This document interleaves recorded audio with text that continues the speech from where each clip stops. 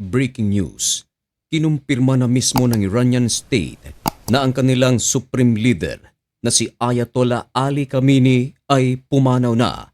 Ito ay dahil sa matinding pag-atake ng Amerika at ng Israel. Ayon sa ulat, natagpuan ang katawan ni Ayatollah Khamenei kasama ng mga debris ng mga gumuho at mga nasirang mga gusali bunsod ng napakalaking joint strike ng Amerika at ng Israel. Pero totoo kaya ang kumakalat na balita na ayon sa isa sa mga officials ng Iran ay wala raw itong katotohanan? Buhay raw si Ayatollah Ali Khamenei. Totoo kaya ito? Yan ang ating pag-uusapan sa videong ito. Pero bago ang lahat ay huwag kalimutang mag-subscribe. Samahan na rin ng like ang videong ito at i-click ang notification bell. Napakalaki kasing tulong yan para sa aming mga content creators.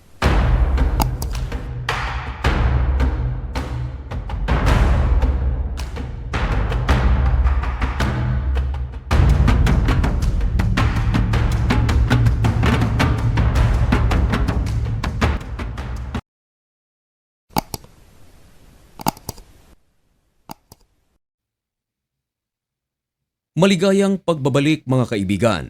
Kumusta kayong lahat? Ngayon ay March 1, 2026 at nagbabaga at napakabagong balita ang ating ihahatid sa inyo. Ito mga kaibigan ay ang pinakabagong update sa gyera na nangyayari sa pagitan ng Iran kontra United States of America at Israel. Ang Iran ay nagsuggest pa sana na magkakaroon sila ng pang-apat na pag-uusap sa pagitan ng Iran at ng United States of America at ang pag-uusapan ay ang nuclear deal.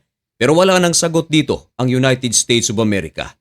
Ang tatlong pag-uusap lamang ng dalawang panig na ito ang inaabangan ng karamihan at tila nagkatotoo ang sinabi ng isang general ng United States of America na nag-leak sapagkat ayon sa kanya, Sabado ay aatake ang United States of America sa Iran. Bali wala lamang ito sa iba sapagkat maraming pagkakataon at napakaraming banta ang ginawa ng United States of America. Sinasabi ng iba, banta lang yan. Amerika puro banta lang yan. Wala namang ginagawa. Hanggang sa nagbigay ng 2 weeks si President Donald Trump at nagbigay na naman ng babala sa Iran na kung hindi ibibigay nito ang tatlong bagay na hinihingi ng kampo ng Amerika ay makikita ng buong mundo kung ano ang kanilang gagawin. Pero hindi na umabot ang 2 weeks.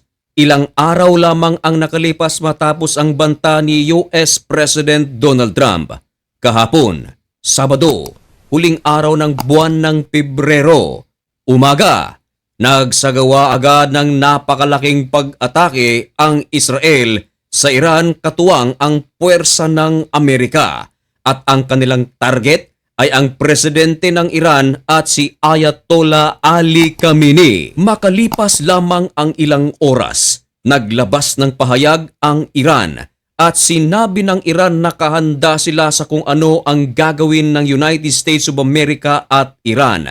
Nakahanda ang IRGC at sinabi pa ng Iran na walang mga commanders ang nasawi. Walang mga matataas na pinuno ng Iran ang nasawi sa naturang airstrike hanggang sa nagsagawa ng pag-atake ang IRGC sa Middle East. Inatake nito ang Riyadh, inatake nito ang Bahrain, inatake nito ang Israel at sa iba't ibang panig ng Middle East. Target nito mga kaibigan ang mga military bases ng United States of America.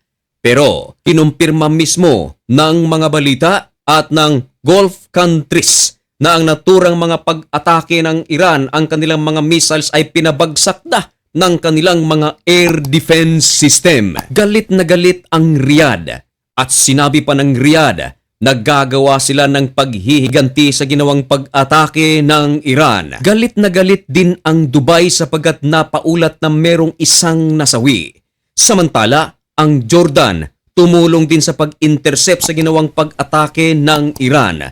Hanggang sa maglabas ng pahayag ang Israel, sinabi ng Israel na merong mataas na pinuno ng IRGC ang nasawi sa naturang pag-atake ng Israel at ng Amerika. Pero hindi ito kumpirmado sapagkat ayon sa Iran, Israel lamang ang naglabas ng pahayag na ito.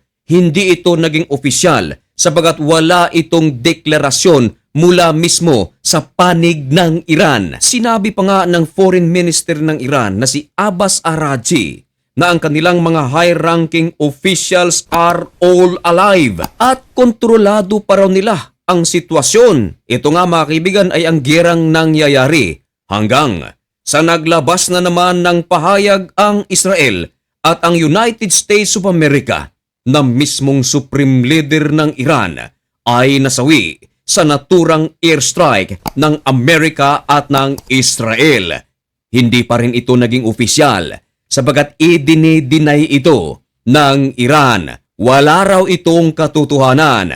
Pero mga kaibigan, lumipas lamang ang ilang oras, kinumpirma na mismo ng Iran State TV na ibinalita ng Al Jazeera na mismong Iran ang nagkumpirma na ang kanilang supreme leader na si Ayatollah Ali Khamenei ay pumanaw na. Marami ang hindi makapaniwala nang i-anunsyo ito ng Iran.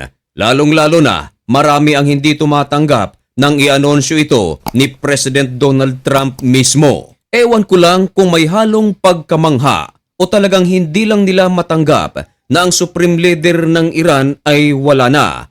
Talagang masasabi nating sapul na sapul ang target ng United States of America at Israel sapagkat ang naturang pag-atake mga kaibigan ay tinatawag mga kaibigan na roaring lion ayon sa Israel at ang pakay regime change. Ako nga mga kaibigan sa totoo lang hindi rin ako makapaniwala na parang napakadali lamang para sa United States of America at Israel ang operation na ito. Can you imagine mga kaibigan ang ulo talaga ng Islamic Republic ang talagang napaslang at mga commanders nito. Naalala ko rin tuloy mga kaibigan ang nangyari sa Venezuela. Noong targetin ng United States of America mismo ang pinuno ng Venezuela na si Nicolas Maduro. Ang kagandahan lamang kay Nicolas Maduro, buhay pa ito. Pero ang nangyari kay Ayatollah Ali Khamenei ay talaga namang napakasakit nito sa damdamin ng mga sumusuporta kay Ayatollah Ali Khamenei at sa Islamic Republic. 86 years old si Ayatollah Ali Khamenei. Mula pa noong 1989, siya ang supreme leader ng kanilang bansa. Ang tanong, ano ngayon ang susunod na mangyayari sa Iran gayong wala na ang supreme leader ng Iran na si Ayatollah Ali Khamenei? Sino ang susunod?